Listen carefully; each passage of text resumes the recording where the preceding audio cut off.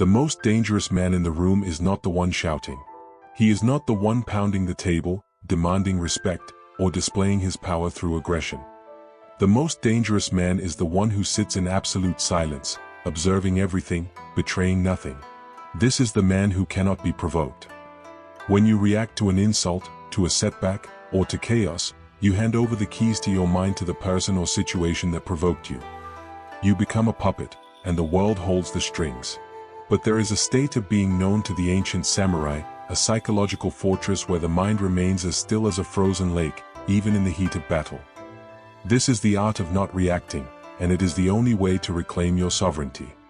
Before we descend into the depths of this discipline, make a choice to walk this path with us. If you seek to master your emotions and learn the wisdom of the ancients, subscribe to this channel now. Those who do not commit to the journey often lose their way in the noise of the algorithm and never find this sanctuary again. Join us and learn to become immovable. Chapter 1: The Slave of Impulse.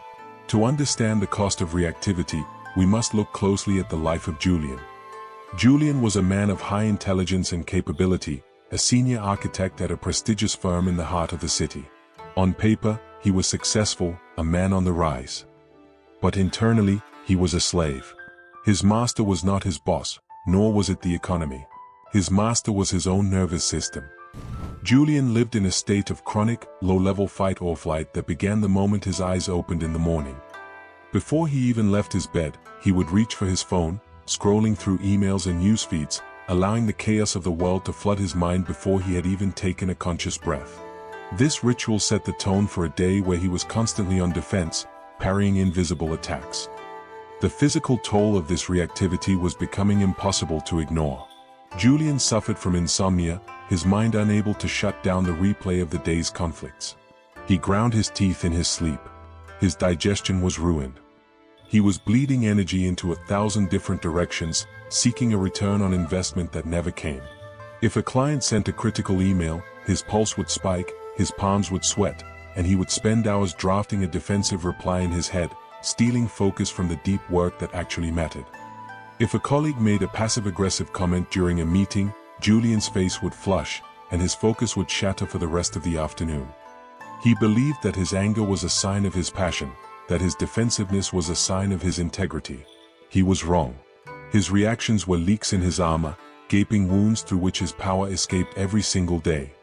One particularly brutal Tuesday, the dam finally broke. Julian sat in a glass-walled boardroom facing Marcus, a rival colleague who thrived on the dark arts of office politics. Marcus knew Julian's triggers better than Julian knew them himself. He knew that Julian was insecure about his attention to detail, and he pressed that button with the precision of a surgeon.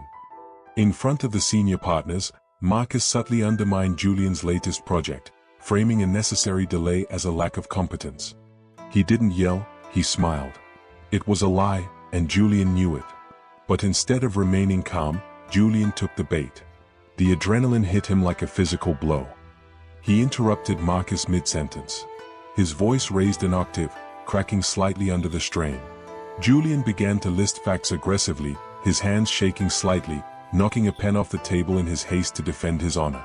To Julian, he felt like a warrior defending the castle. To the room, he looked unstable, emotional, and weak.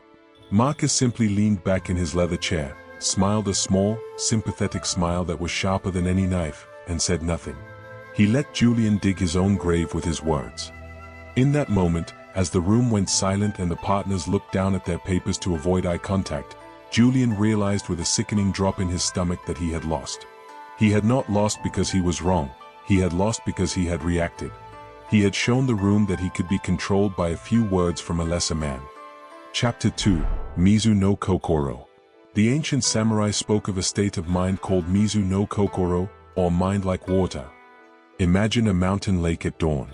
When the water is perfectly still, it reflects the moon and the trees exactly as they are. The reflection is true, sharp, and undistorted. But if you throw a stone into the lake, the surface ripples. The image of the moon becomes fragmented, broken, and unrecognizable. When your mind is agitated by anger, fear, or ego, you cannot see reality. You see only your own distortion. A warrior who cannot see reality is already dead. For the samurai, this was literal. A split second of anger meant a loss of focus, and a loss of focus meant the strike of a katana. For Julian, and for you, the stakes are psychological, but the principle remains. When you react, you are the rippling water. You are incapable of strategic thought because you are too busy feeling the disturbance. Julian returned home that night, exhausted and humiliated. He bypassed his usual routine of turning on the television to numb his brain. Instead, he sat in his darkened living room, the silence pressing in on him. He replayed the meeting over and over, flinching at the memory of his own voice. He realized that his life was a series of reactions to external stimuli. He was a pinball, bouncing from one bumper to another, mistaking the frantic movement for progress. He remembered reading about the concept of Fudoshin, the immovable mind. It was said that the great swordsman Yaju Munariri taught that the mind must not stop on anything. If the mind stops on the enemy's sword, you are cut. If the mind stops on your own fear, you are frozen. Julian realized his mind had stopped on Marcus's words. He had fixated on the insult, and in doing so, he had become frozen in time, unable to act effectively. He needed to learn how to let the stone hit the water without becoming the ripple. Chapter 3: The Gap Between Stimulus and Response. The transformation began not with a grand gesture, but with a micro-adjustment in his perception of time.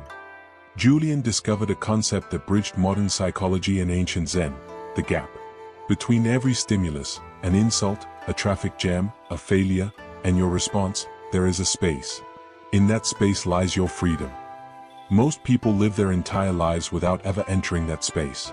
They are biologically wired to snap back. Stimulus, response. Stimulus, response. It is automatic. It is animalistic. To become a warrior is to widen that gap, to inhabit it, and to make your decisions from within it. Julian decided to implement a protocol of silence. He made a vow that for the next 30 days, he would never respond immediately to anything that triggered an emotional spike. The implementation of this vow was agonizing. The first test came 3 days later, not in the office, but on his commute. Traffic was gridlocked, and a driver cut Julian off, forcing him to slam on his brakes. The old Julian would have laid on the horn, shouted through the glass, and spent the next 20 minutes simmering in a stew of rage. He felt the familiar heat rise in his chest, the tightening of the jaw, the impulse to punish the other driver. But this time, he caught himself. He physically gripped the steering wheel, his knuckles white, and forced his mouth to stay shut. He felt the anger coursing through him, hot and uncomfortable. He did not suppress it, he observed it. He watched the sensation of rage peak, and then, miraculously, he watched it fade. It was a revelation. The anger was not him, it was just weather passing through his mind. A more dangerous test arrived via email. A contractor wrote to Julian's team, blaming them for a budget error that was clearly the contractor's fault. The email was condescending and CC'd Julian's boss. Julian read it, and his vision actually blurred for a second. The urge to type a furious, paragraph-long rebuttal was almost magnetic. He wanted to destroy the contractor with logic. But he remembered his vow. He physically pushed his chair back from the desk. He stood up. He walked to the window and looked at the city skyline, forcing himself to breathe through his nose, deep into his diaphragm. He waited. 10 minutes passed. Then 20.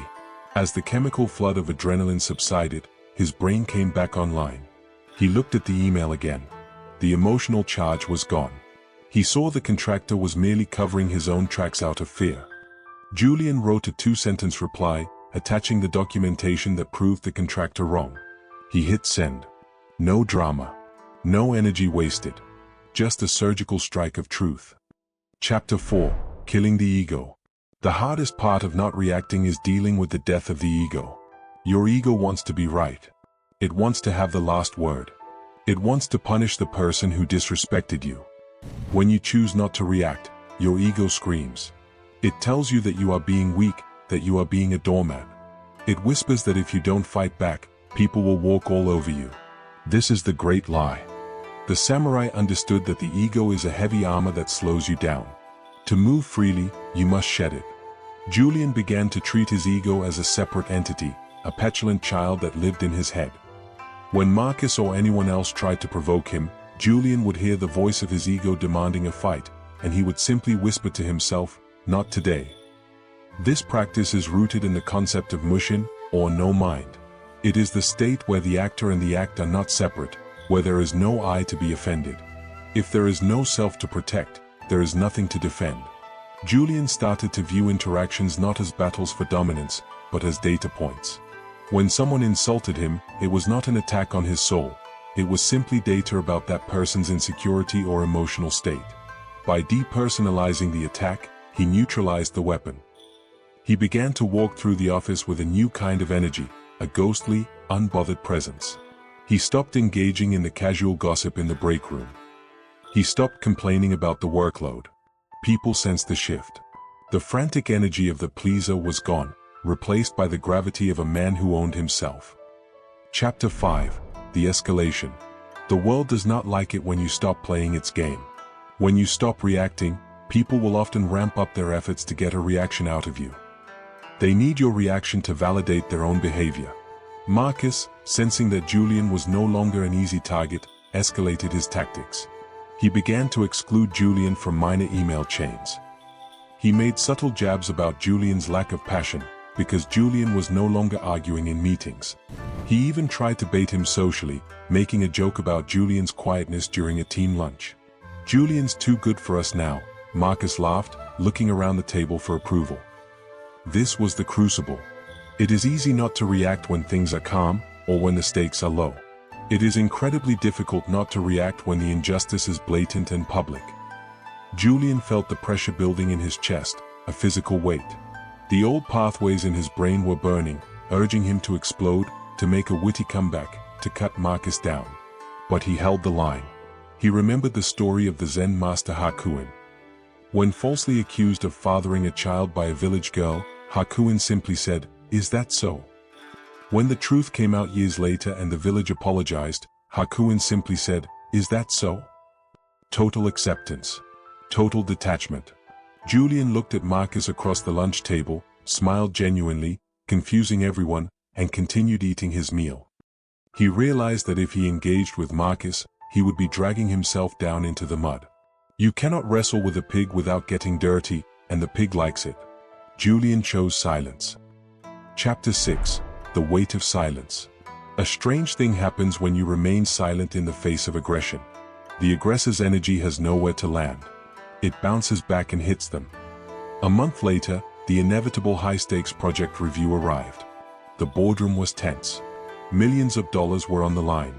Marcus saw this as his final opportunity to break Julian. He launched into a monologue critiquing Julian's timeline, using aggressive hand gestures, pacing the room, looking for a fight. He twisted facts, he exaggerated risks, and he paused frequently, waiting for Julian to interrupt, to defend, to stammer. But Julian sat there, perfectly still. He did not look at his phone. He did not look at his notes. He looked Marcus directly in the eye, his face devoid of anger, devoid of fear. He just looked at him. The silence in the room grew heavy. The air conditioning hummed loudly in the background. Colleagues shifted uncomfortably in their leather chairs, looking back and forth between the manic energy of Marcus and the stone-like stillness of Julian. The silence stretched for 5 seconds, then 10. It became unbearable for everyone except Julian. Marcus faltered. The lack of resistance threw him off balance. He expected a push, and when he found only air, he stumbled. He started to ramble, repeating his points, his voice getting slightly shrill. He looked desperate for conflict, desperate for Julian to validate his aggression. Finally, when Marcus ran out of steam and stood panting slightly at the end of the table, Julian spoke. He did not address the insults. He did not defend his timeline. He simply asked a quiet, technical question that exposed the fundamental flaw in Marcus's budget calculations. Because Julian was calm, his voice carried the weight of granite. The room felt it. Marcus had been fighting a ghost, and in doing so, he had exhausted himself and looked foolish. Julian had demonstrated Fudoshin. He had not moved, and because he had not moved, he had won. Chapter 7. The Sword That Remains Sheathed. The ultimate aim of the samurai was not to use the sword, but to be so formidable that the sword never needed to be drawn. This is the life-giving sword. By mastering the art of not reacting, You preserve not only your own life but the harmony of your environment. You become a stabilizing force. Julian's transformation did not make him passive, it made him powerful.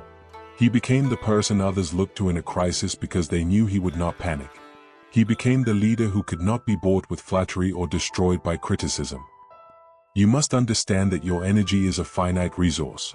Every time you react to a headline, a comment, a traffic jam, or a rude person, you are spending your life force. You are giving away pieces of yourself to things that do not matter. The discipline of non-reaction is a reclamation of that energy. It is the decision to keep your sword sheathed until the moment of absolute necessity. It is the understanding that true power is self-containment. When you are full of yourself, in the best sense, there is no room for the negativity of others to enter. Conclusion: the Unshakable Mountain. The journey to Fudoshin is not a destination you reach once, it is a daily practice. You will fail. You will get angry. You will snap. But the moment you realize you have reacted, you must gently guide yourself back to the center. You must visualize the mountain. The wind howls around the mountain, the rain beats upon it, the lightning strikes it, but the mountain does not move. It does not apologize for its existence, nor does it try to silence the storm. It simply is. The world is a chaotic, noisy, and demanding place. It constantly begs for your attention and your outrage. Do not give it. Keep your mind like water. Keep your spirit like the mountain. Walk through the fire without letting the flames consume you. When you master the art of not reacting, you stop being a character in everyone else's story, and you finally become the author of your own. This path is not for the weak, and it is not for the many. It is for the few who are willing to conquer themselves. If you are one of those few, ensure you are subscribed to this channel. We will continue to provide the tools you need to build your fortress. Stand firm. Stay silent. And let the world break itself against your resolve.